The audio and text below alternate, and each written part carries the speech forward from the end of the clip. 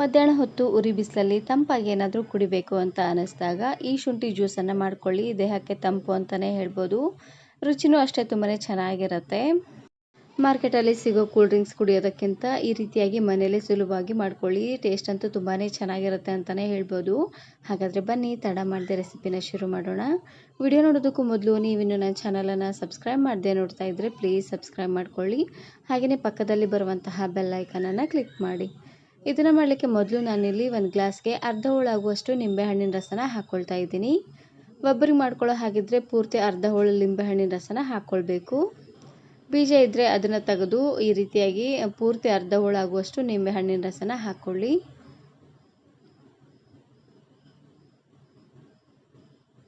ಇದಕ್ಕೆ ನಾನಿವಾಗ 1/4 ಚಮಚ ಆಗುವಷ್ಟು ಉಪ್ಪನ್ನು ಹಾಕ್ಕೊಳ್ತಾ ಇದ್ದೀನಿ. ಉಪ್ಪು ಹಾಕೋದ್ರಿಂದ ಜ್ಯೂಸ್ ಅಂತೂ ತುಂಬಾ ಟೇಸ್ಟಿಯಾಗಿ ಬರುತ್ತೆ. ಹಾಗೆಯೇ 2 ಚಮಚ ಆಗುವಷ್ಟು ಸಕ್ಕರೆನ ಹಾಕ್ಕೊಳ್ತಾ ಇದ್ದೀನಿ. ಸಕ್ಕರೆನಾದರೂ ಹಾಕ್ಕೊಳ್ಬೋದು, ಇಲ್ಲಾಂದರೆ ಸಕ್ಕರೆ ಪುಡಿ ಇದ್ದರೆ ಅದನ್ನಾದರೂ ನೀವಿಲ್ಲಿ ಹಾಕ್ಕೊಳ್ಬೋದು. ಸಕ್ಕರೆನ ಹಾಕ್ಕೊಂಡು ಇದಕ್ಕೆ ನಾನಿಲ್ಲಿ 1 ಇಂಚ್ ಆಗುವಷ್ಟು ಶುಂಠಿನ ಈ ರೀತಿಯಾಗಿ ತರಿತರಿಯಾಗಿ ಜಜ್ಜಿ ಹಾಕ್ಕೊಳ್ತಾ ಇದ್ದೀನಿ. ಸ್ವಲ್ಪ ಈ ರೀತಿಯಾಗಿ ಜಜ್ಜಿ ಹಾಕ್ಕೊಳ್ಳಿ, ಫ್ಲೇವರ್ ಚೆನ್ನಾಗಿ ಬಿಟ್ಕೊಳ್ಳುತ್ತೆ. ಹಾಗಾಗಿ ಇವಾಗ ಸಕ್ಕರೆ ಹಾಗೆ ಉಪ್ಪು ಎಲ್ಲ ಚೆನ್ನಾಗಿ ಕರಗೋ ರೀತಿಯಾಗಿ ಮಿಕ್ಸ್ ಮಾಡ್ಕೊಂಡು ತಗೊಳ್ಳಿ. ನಾನು ಇದೇ ರೀತಿ ಬಹಳಷ್ಟು ವೆರೈಟಿ ಆಗಿರುವಂತಹ ಜ್ಯೂಸ್ ರೆಸಿಪೀಸ್ನ ಅಪ್ಲೋಡ್ ಮಾಡಿದ್ದೀನಿ. ವಿಡಿಯೋ ನೋಡಿಲ್ಲ ಅಂದರೆ ಈ ವಿಡಿಯೋ ಕೊನೆಯಲ್ಲಿ ಹಾಕಿರ್ತೀನಿ, ನೋಡಿ ಚೆಕ್ ಮಾಡಿ. ಒಂದಕ್ಕಿಂತ ಒಂದು ತುಂಬಾ ಈಸಿಯಾಗಿ ಮಾಡಿ ತೋರಿಸಿದ್ದೀನಿ.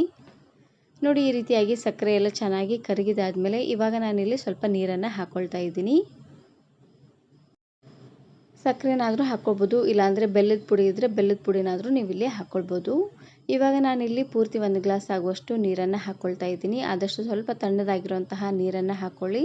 ತಣ್ಣದಾಗಿರುವಂತಹ ನೀರಿಲ್ಲ ಅಂದರೆ ಸ್ವಲ್ಪ ನೀರನ್ನು ಹಾಕ್ಕೊಂಡು ಅದಾದಮೇಲೆ ಲಾಸ್ಟಲ್ಲಿ 1 ಅಥವಾ 2 ಐಸ್ ಕ್ಯೂಬನ್ನು ಹಾಕ್ಕೊಳ್ಳಿ. ತಣ್ಣದಾಗಿ ಚೆನ್ನಾಗಿರುತ್ತೆ. ನಾನಿಲ್ಲಿ ಮತ್ತೆ ಮೇಲ್ಗಡೆ 1 ಐಸ್ ಕ್ಯೂಬನ್ನು ಹಾಕ್ಕೊಂಡಿದ್ದೀನಿ. ನೋಡೋದಕ್ಕೆ ತುಂಬಾ ಸಿಂಪಲ್ ಅಂತ ಅನಿಸ್ಬೋದು, ಟೇಸ್ಟ್ ಮಾತ್ರ ತುಂಬಾ ರುಚಿಯಾಗಿರುತ್ತೆ ಅಂತಲೇ ಹೇಳ್ಬೋದು. ಒಂದು ಸಾರ್ತಿ ಈ ರೀತಿಯಾಗಿ ಶುಂಠಿ ಜ್ಯೂಸನ್ನು ಮಾಡ್ಕೊಳ್ಳಿ, ಮತ್ತೆ ಈ ಜ್ಯೂಸನ್ನು ಮಾಡ್ಕೊಳ್ತೀರಾ, ಅಷ್ಟು ರುಚಿಯಾಗಿರುತ್ತೆ.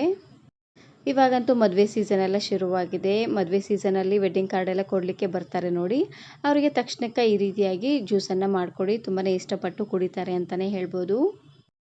ಈ ವಿಡಿಯೋ ಇಷ್ಟ ಆದರೆ ಈಗಲೇ ಒಂದು ಲೈಕ್ ಬಟನನ್ನು ಕ್ಲಿಕ್ ಮಾಡಿ, ಫ್ರೆಂಡ್ಸ್ ಆ್ಯಂಡ್ ಫ್ಯಾಮಿಲಿ ಜೊತೆಗೆ ಶೇರ್ ಮಾಡಿ. ಹಾಗೆಯೇ ಮತ್ತಷ್ಟು ಹೊಸ ರೆಸಿಪಿಗಾಗಿ ವರ್ಣಿಕಾ ಅಡುಗೆ ಮನೆ ಯೂಟ್ಯೂಬ್ ಚಾನಲನ್ನು ಸಬ್ಸ್ಕ್ರೈಬ್ ಮಾಡ್ಕೊಳ್ಳಿ. Thanks for watching.